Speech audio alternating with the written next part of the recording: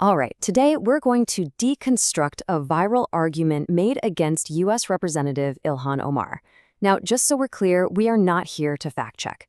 Instead, we're going to break down the narrative itself, piece by piece, so you can see exactly how it's put together. So the source we're digging into is a YouTube video, and wow, just look at that title. It's incredibly provocative, right? It's designed to immediately paint this picture of a total political collapse, a betrayal from inside her own party. And again, I want to be super clear here. Our goal isn't to take a side. Think of us more as analysts. We're just going to use these slides to map out how the video builds its case, what evidence it uses, and the specific story it's trying to tell. So, where does the video even begin? Well, it kicks things off by focusing on two key votes in Congress. It frames them as this massive turning point against Representative Omar. This is really the foundation for the entire argument.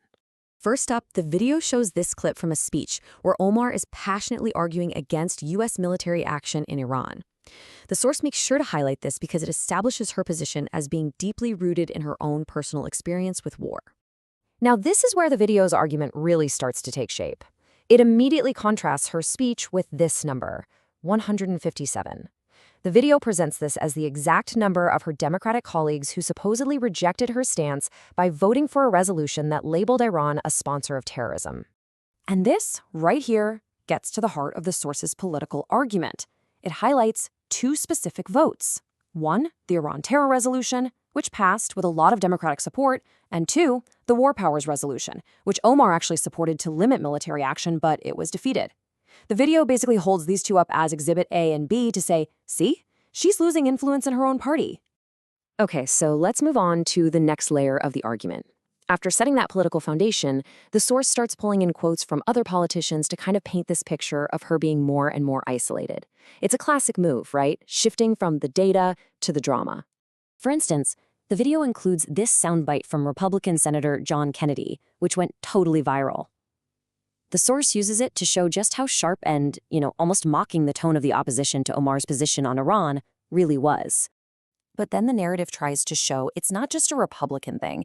It brings in a prominent Democrat, showing Senator John Fetterman's pretty enthusiastic reaction to military action.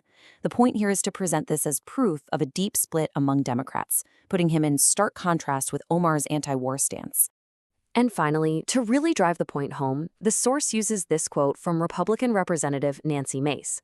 The video includes this to argue that the criticism against Omar has gone way beyond policy and has become intensely personal, even aggressive, bringing up her religion and past controversies. And this is where the source's argument makes a really big pivot. After establishing all this political and personal conflict, it shifts away from current events and starts digging into accusations about Representative Omar's personal history and her family's background in Somalia.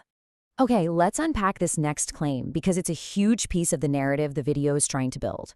Essentially, it's an attempt to completely reframe her well-known story as a refugee who fled a civil war. So the source lays out this very specific timeline to make its case.